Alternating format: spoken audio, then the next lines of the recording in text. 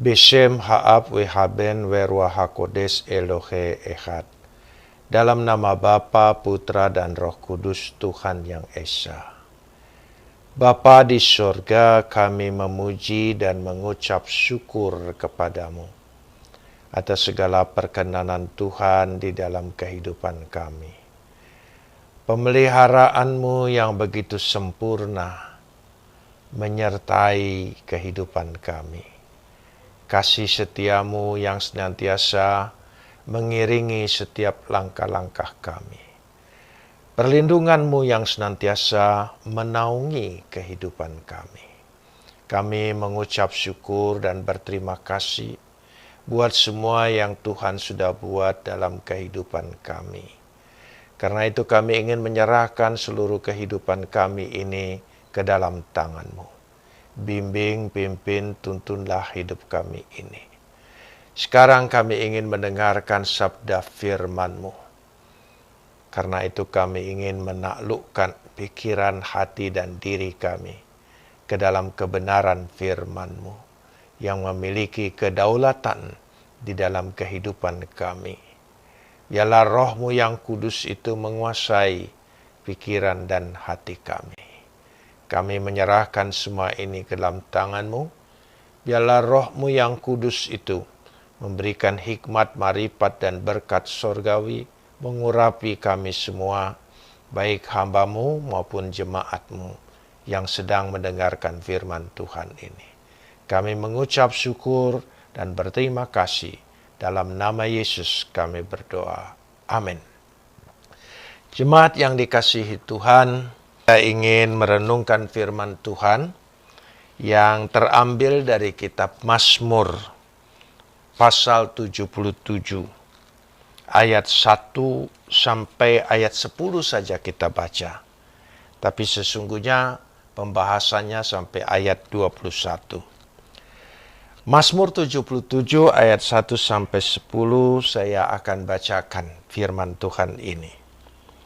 Untuk pemimpin biduan menurut Yedutun Mazmur Asaf. Aku mau berseru-seru dengan nyaring kepada Tuhan. Dengan nyaring kepada Tuhan supaya Ia mendengarkan aku.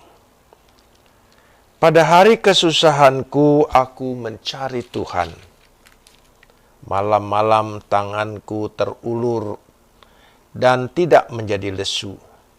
Jiwaku enggan dihiburkan. Apabila aku mengingat Tuhan, maka aku mengerang. Apabila aku merenungkan, makin lemah lesulah semangatku. Selah. Engkau membuat mataku tetap terbuka. Aku gelisah sehingga tidak dapat berkata-kata. Aku memikir-mikir hari-hari zaman purbakala. Tahun-tahun zaman dahulu aku ingat. Aku sebut pada waktu malam dalam hatiku. Aku merenungkan dan rohku mencari-cari. Untuk selamanyakah Tuhan menolak dan tidak kembali bermurah hati lagi? Sudah lenyapkah untuk seterusnya kasih setianya? Telah berakhirkah janji itu berlaku turun-temurun? Sudah lupakah Tuhan menaruh kasihan, atau ditutupnyakah rahmatnya karena murkanya? Selah. Kapot lecha Adonai Elohim Adonai. Kapot lecha. Segala kemuliaan ya Adonai Tuhanku, kemuliaan bagimu. Saudara-saudara yang dikasihi oleh Tuhan, saya ingin mengajak kita dalam bacaan ini. Terlebih dahulu saya ingin jelaskan Mazmur ini, yaitu dikatakan lamnat seah untuk pemimpin biduan.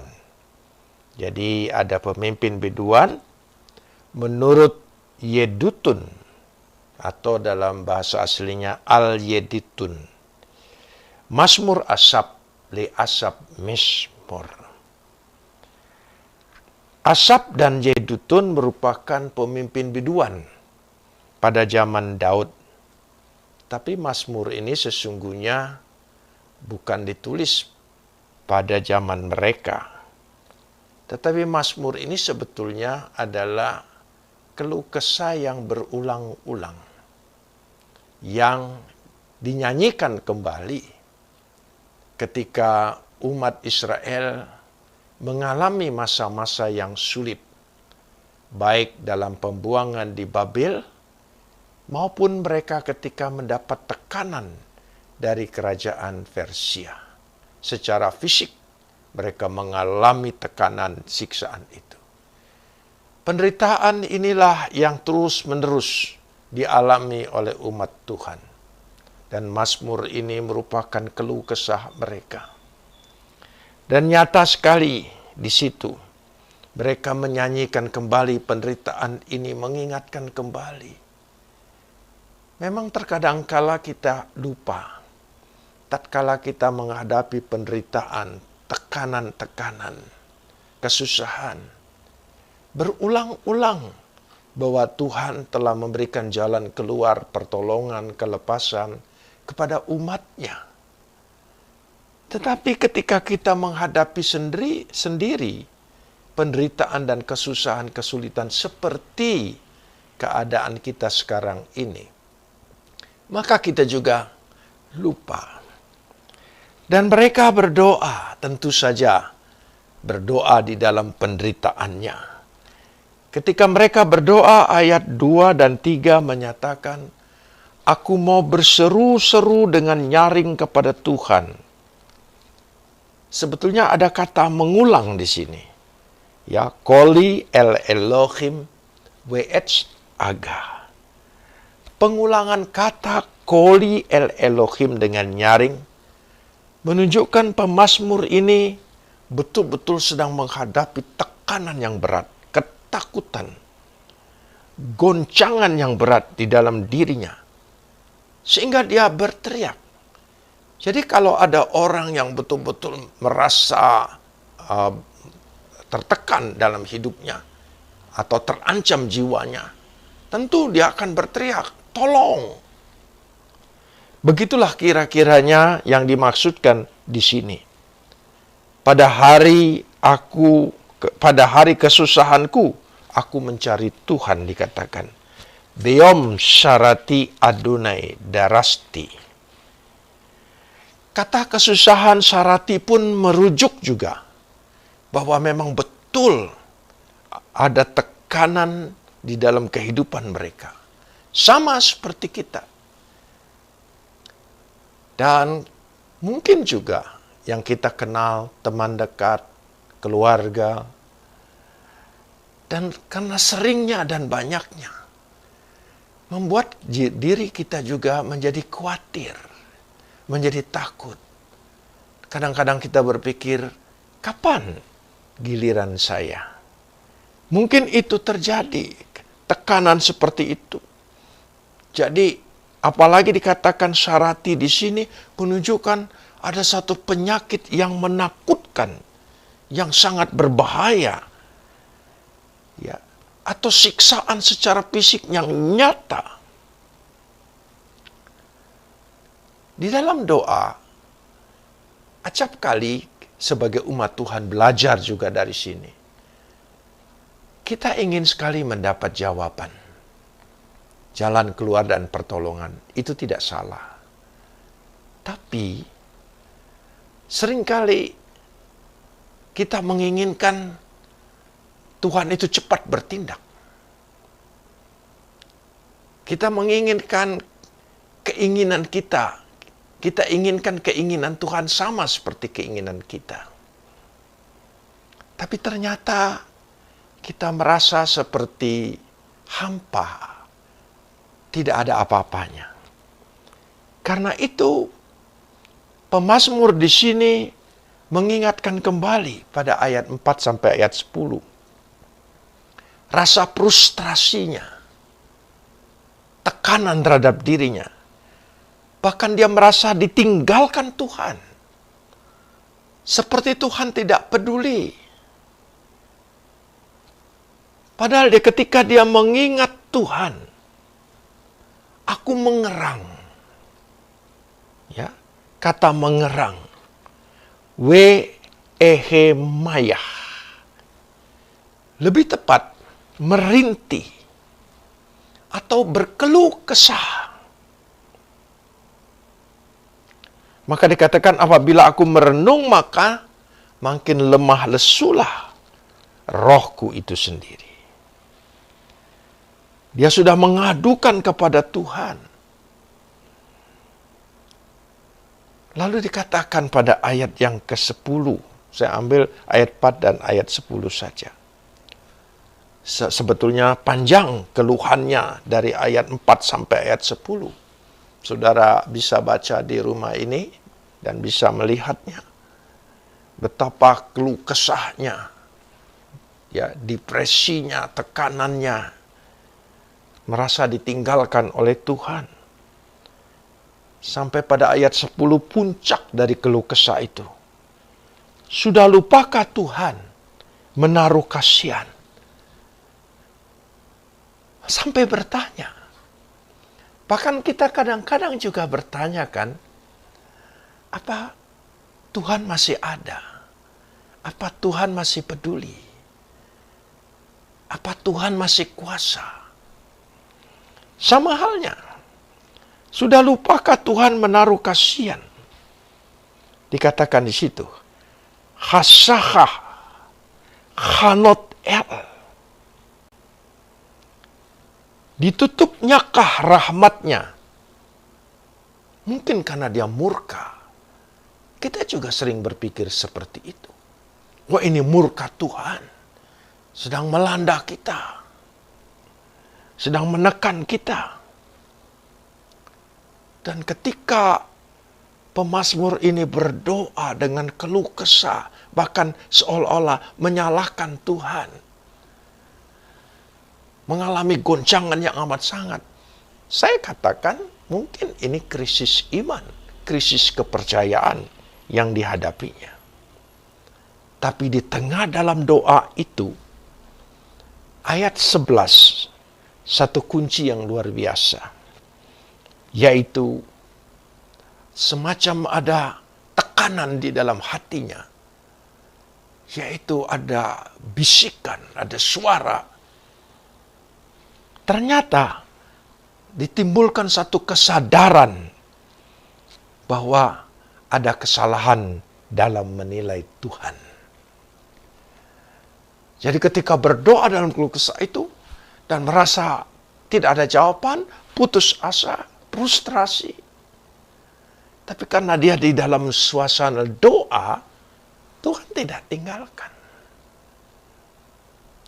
Tuhan menekan dalam arti di sini, dalam doa dia berbisik dan berkata, ya, karena dikatakan inilah yang menikam hatiku, bahwa tangan kanannya yang maha tinggi berubah. Jadi ada sesuatu. Kita ingin bahas ini. Haloti hisenot yemin elyon. Kata haloti berakar dari kata hala, yang bisa berarti berdoa. Tapi juga punya arti menjadi lemah dan menyakitkan. Kalau saya gabungkan ini, maka di dalam doa itu, ya, dia mulai ada suara yang membuat tekanan dalam dirinya bahwa dia keliru. Pendapatnya menjadi salah, tidak benar. Dan ketika dia merasa keliru menilai Tuhan, dia sungguh-sungguh mengalami kesedihan, penyesalan. Itu yang dimaksud menikam hati. Ya, doa dalam menikam hati. Jadi dalam doa itu, Tuhan tidak pernah tinggalkan kita. Roh Kudus berbicara di hati kita. Di hati yang paling dalam. Aku tidak tinggalkan engkau. Aku mengasihi engkau. Tuhan tunjukkan kebaikannya. Tuhan tidak menuduh, tetapi penyesalannya yang menikam hatinya. Kata senot dia katakan berubah. Senot berubah. Tapi sebetulnya juga berarti sana, tahun-tahun. Ya, jamak, tahun-tahun. Jadi kembali lagi kalau saya gabungkan di sini. Dari tahun ke tahun, dari tahun ke tahun, dari zaman ke zaman, dari generasi ke generasi. Apakah aku berubah?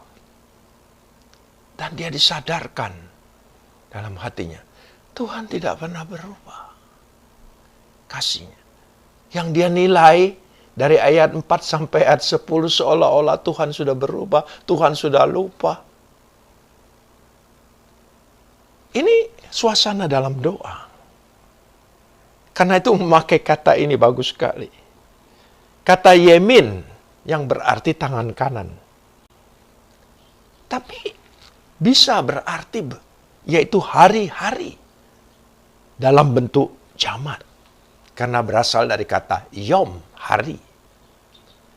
Jadi untuk merangkai bahwa dari tahun ke tahun, dari generasi ke generasi, dari zaman ke zaman, bahkan sampai dari hari ke hari, tangan kanannya tidak pernah berubah. Memiliki kuasa, mengasihi, mengampuni, melindungi, menerima kita. Itulah gunanya pemazmur ingin menyaksikan dari ayat 12 sampai ayat 21. Ketika kita sedang menghadapi seolah-olah kehidupan tantangan yang begitu dahsyat, seolah-olah kita tidak berdaya, bahkan kita berpikir, mungkinkah aku ditolong oleh Tuhan? Pemazmur menyaksikan di sini sebagaimana sudah menjadi kesaksian dari umat sebelumnya, yaitu dari ayat 12 sampai 21. Ingatlah perbuatan Tuhan. Ingatlah perlindungan Tuhan di masa umat yang masa lalu. Masa purbakala, dari zaman ke zaman. Itu peristiwa. Itu bukan kisah yang menjadi untuk sekedar kita tahu. Bukan. Itu untuk menunjukkan pesan dalam peristiwa itu bahwa Tuhan berkuasa. Tuhan mengasihinya. Karena itu tercatat di dalam Alkitab. Baiknya ketika kita sedang menghadapi begini, bacalah firman Tuhan, perbuatan-perbuatan ajaib Tuhan, pertolongan Tuhan. Bagaimana Yesus meneduhkan angin ribut, bagaimana Yesus memberi makan 5.000 orang dengan hanya 5 ketul roti. Bagaimana Yesus menyembuhkan. Bagaimana Yesus berjalan di atas air, dia mampu. Belum lagi perbuatan Tuhan dalam perjanjian lama dan perjanjian baru. Coba kita baca itu. Bahwa perbuatan itu bukan sekedar pemberitahuan, tapi untuk menunjukkan peristiwa itu Tuhan berkuasa. Apa yang kau hadapi? Maka dikatakan di situ, aku. Aku ini sebetulnya mewakili kami Yehuda. Ya, sebetulnya dalam Mazmur ini, aku ini sepersona yang menunjukkan pada Yehuda, umat Tuhan. Aku hendak mengingat perbuatan-perbuatan Tuhan. Di situ mengingat. Atskir ma'alele yah. Atskir. Bahasa yang lain, zikir. Ya, juga menyebut nama Tuhan yang maha hebat, ya, yang dahsyat, yang baik. Nah, itu. Kita lebih daripada itu, artinya bacalah sementara apa yang kita hadapi. Kita takut kita lapar, kita takut kita tidak dapat rezeki, kita tidak bisa usaha. Bacalah bagaimana Tuhan memberikan roti bagi umatnya di padang gurun. Bagaimana dia memberi makan 5.000 orang. Dan seterusnya. Kita bisa baca. Bagaimana dia bisa mengubah air jadi anggur. Air yang tidak bisa diminum. Bisa diminum di kemudian. Dia mengubah semuanya. Keajaibannya tidak pernah berubah. Karena itu dikatakan aku hendak mengingat keajaiban-keajaibanmu dari zaman purbakala. Itu ayat 12. Karena itu saya katakan, ini merupakan suatu perlu ya, memori perbuatan Tuhan itu menguasai pikiran kita, menguasai hati kita. Tuhan mampu kok. Masakan dia tidak mampu menolong saya. Dia tetap berkuasa. Dikatakan situ, mengingat perbuatan-perbuatan Tuhan. Mengingat keajaiban-keajaiban Tuhan. Dan merenungkan perbuatan itu.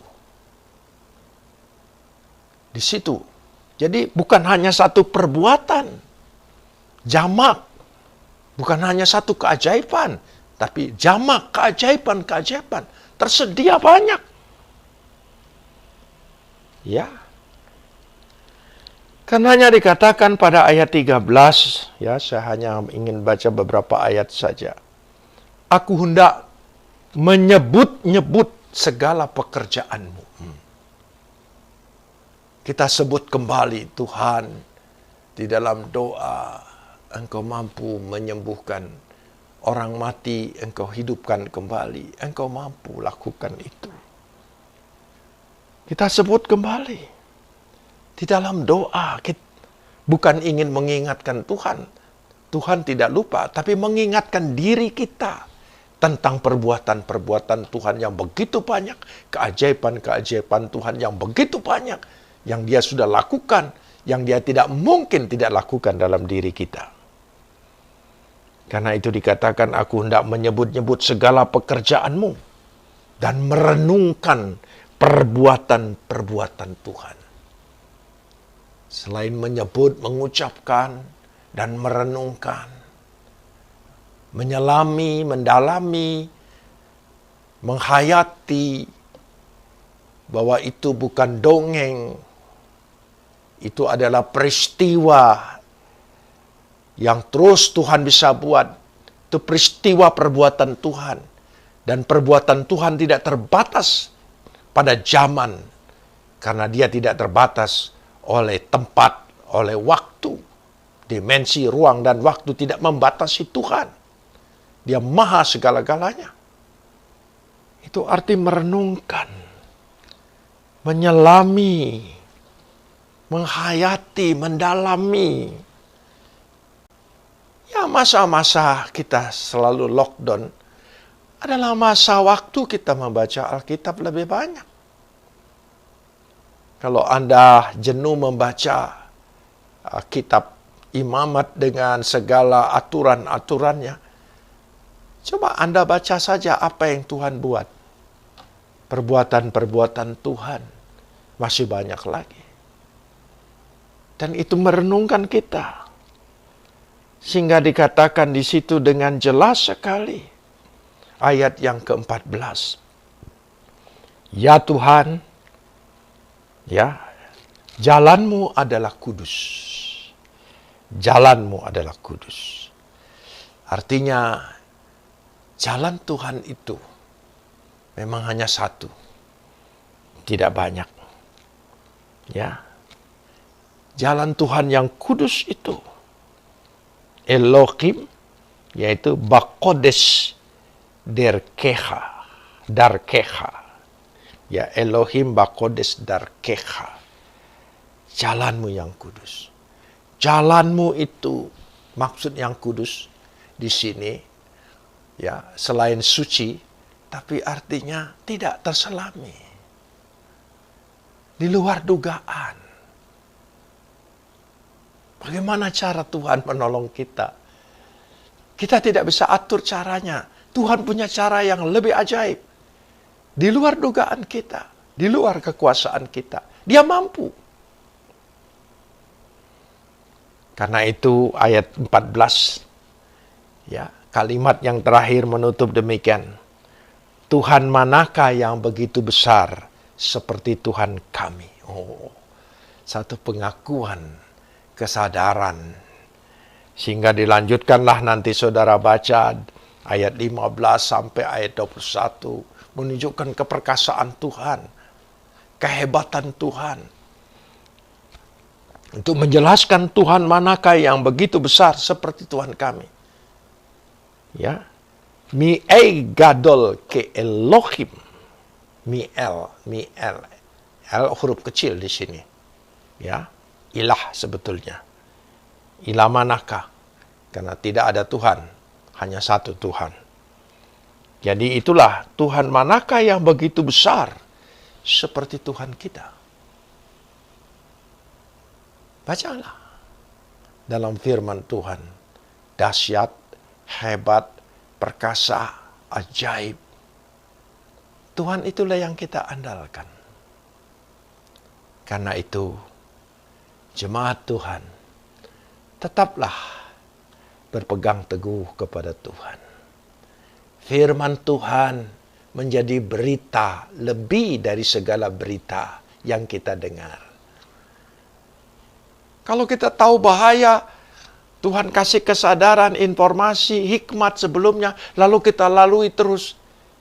Kalau terjadi itu bukan salah Tuhan. Itu kebodohan.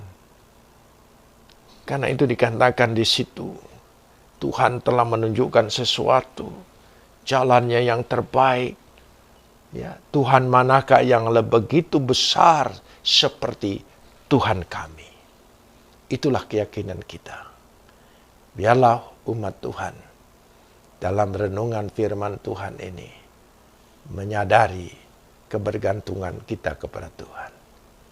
Yesus tumpuan kita dalam segala hal, segala perkara, dalam keadaan apapun. Saya percaya kita pasti luput dari persoalan ini. Mari kita berdoa. Bapa di sorga, kami memuji dan mengucap syukur kepadamu atas segala firman Tuhan yang boleh kami menerimanya. Dan kami sadar, ampuni segala kesalahan kami yang acap kali menjadi bimbang dan ragu, khawatir, bahkan menjadikan kami tidak percaya, keraguan kami. Tetapi biarlah kami seperti pengalaman pemazmur ini, kesaksian hidupnya, dengan mengingat-ingat perbuatan Tuhan, keajaiban-keajaiban yang Tuhan buat. Maka apa saja yang kami hadapi, Tuhan yang sama, Tuhan yang tetap, Tuhan yang tidak berubah, Tuhan yang kekal, Dia mampu melakukan perbuatan-perbuatan itu. Bahkan kata jamak perbuatan-perbuatan berarti Dia bisa mengulang-ulang kembali. Dan itu terjadi pada diri kita. Yang sakit Tuhan sembuhkan. Kuasa darah Kristus menjamah, menyembuhkannya, menghalaukan sakit penyakit. Dan Tuhan berkati juga umat-Mu. Dalam masa-masa yang sulit ini, usahanya, pekerjaannya, rezekinya, Tuhan buka tingkap-tingkap di langit, limpahi berkat-berkat-Mu, sehingga kami beroleh kecukupan, tidak ada kekhawatiran. Kami percayakan ini semua ke dalam tangan, karena itu kami serahkan doa kami, hanya satu nama, yaitu dalam nama Yesus Kristus, junjungan ilahi kami. Amin.